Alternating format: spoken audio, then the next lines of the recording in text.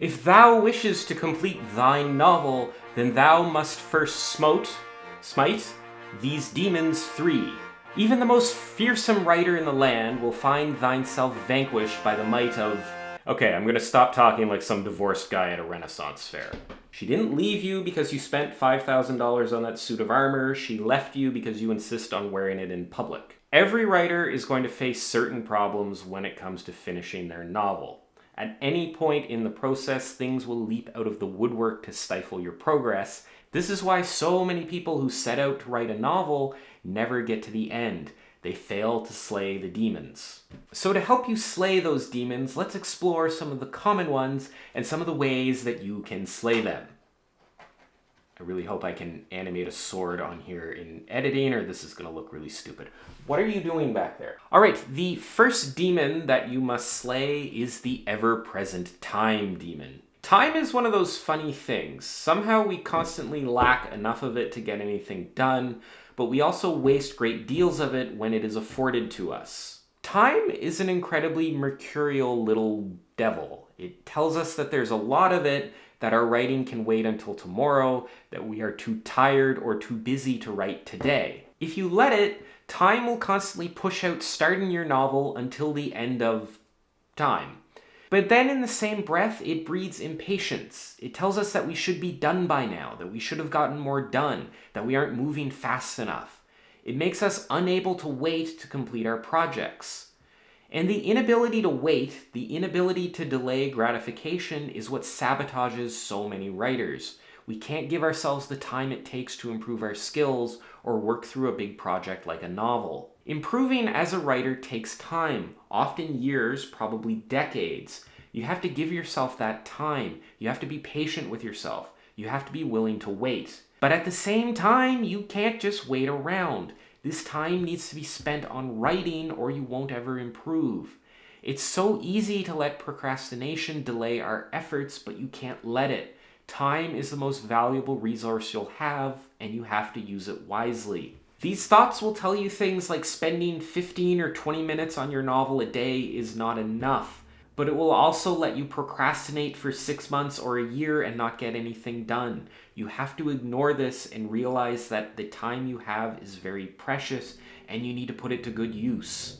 You don't need to spend 14 hours a day working on your novel. 20 minutes or half hour or an hour a day or a few times a week is enough to get it done. Time is a very important concept and our impressions about it are so often very flawed. You need to have a grip on it if you're going to find success. If the time demon fails to stop you in your tracks, then you will be confronted with one of its strongest allies, the self-doubt demon. I don't know if I'm capable of giving you advice on how to deal with this one. The self-doubt demon loves to introduce this idea of worthiness. He likes you to see the world through this lens. The self-doubt demon will say that you should only write a novel if you are capable of doing it. That in order to write a great piece of fiction, you must be ready to write a great piece of fiction. And while that is true to an extent, he will also lull you into believing that you are preparing, that you can get better before taking action, that someday you will be ready to write, but until that day, you shouldn't risk it. Like all the demons, self-doubt really has your best interests at heart. It's trying to keep you from overreaching, from taking a risk and failing. It's trying to keep you away from the pain that could possibly bring. It tells you that you need to prepare more, that you need more information, that if you have more knowledge, you'll have more skill, and that once you get enough knowledge, then you'll be ready. It tells you that if you've never written a novel before, you need to learn how before you can even try. But this is all built on a mistaken belief that capability precedes completion, that you somehow become ready to complete something before you do something, that you must accurately gauge your potential to know what you can and should attempt. In reality, the opposite is true. Completion is what proves competency and capability. Nothing else can. You become someone capable of writing a novel by writing a novel. You become a great writer by writing a great piece of writing.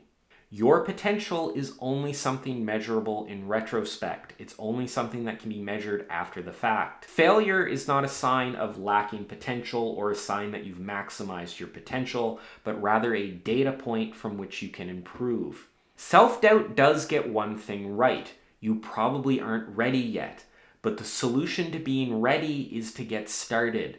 Writing a crappy novel, provided you objectively evaluate it and make an effort to improve, that you critically look at the flaws and limitations of the work, will do more for your ability as a writer than anything else. Yes, you need to improve your knowledge. Yes, you need to learn. But the way to do that is to take action. The way to do that is to start. You will never be ready until you're done. There's no other way around it. You're probably expecting me to move on to the third demon at this point. We should probably talk about the last of them anyway. Comparison and expectation. There is one simple test you can do to see if this demon is nearby. Do you hear the word should a lot?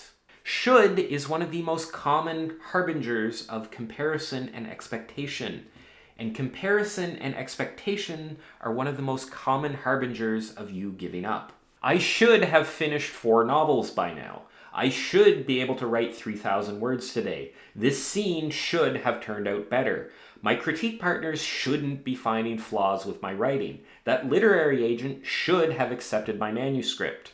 Shoulds can be helpful, but they can also be dangerous, especially when they're in comparison to others or they create expectations. That person published when they were 25. I should have been able to do the same thing. That person got 10,000 words written last week. I should be able to do the same thing. That person wrote a scene that was that good. I should be able to do that. Having expectations about the results you're getting or comparing yourself to what other people are doing are probably the 2 biggest sources of misery in the human experience. Well, like that or having to call an airline's customer support line. I can't think of anything more unpleasant than that. Expectations can make us result focused. That seems like it would be a good thing, but when results are outside of your control, it can become dangerous. It reduces the agency you have over your motivation and ties the quality of what you're doing to factors beyond your control. You can control what you put into your writing, not what you get out of it. Expectations make us focus on what we get out of it, the things that other people provide us. This is where comparison comes in. Comparison is really just more expectations. We feel we should be accomplishing what other people are accomplishing, and often what we feel that we can't accomplish, so the expectation is sort of not met by default. But again, with comparison, we are only focused on outcomes, on things that are often outside of our control. When we compare ourselves to others, we are often comparing based on things that are outside of that person's control. We very rarely compare ourselves based on what that person can control. You can control whether or not you write a novel to the best of your abilities, whether you put the time in, whether you put the effort in.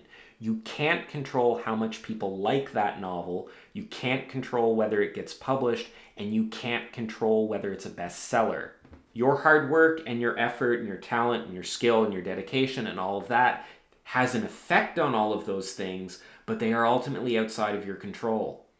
Comparison and expectation fail to recognize that every writer is unique and your path to accomplishing your goals is going to look different than other people's path. That doesn't mean that you can make excuses, and it doesn't mean that you don't have to push yourself. The path you take is going to be difficult, likely as hard as everyone else's path, but it has to be your own path.